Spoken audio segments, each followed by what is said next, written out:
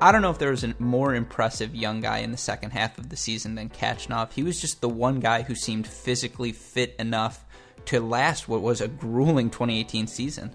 And so, I agree. A lot of these guys, so impressive. For Khachanov, as you mentioned, it's not only the physicality, and I think you talked about this with Courtney as well, the fact that he is a bigger guy, and yet in that match against Nadal at the U.S. Open, he seemed to track down everything. There is no quit in him. The guy's physically gifted. He can last, a physical match. The U.S. Open heat didn't seem to get to him.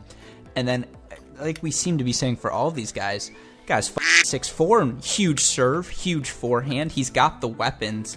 There's a lot to like about him, and his floor just seems so high. Yeah.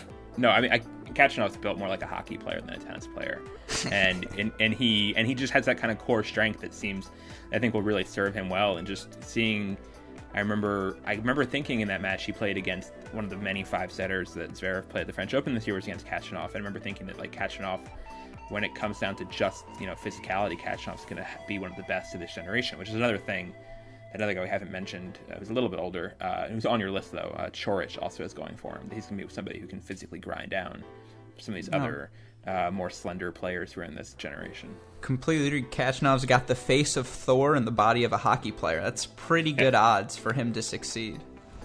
That may or may not be the title of the podcast here, Westhoff, so write that down.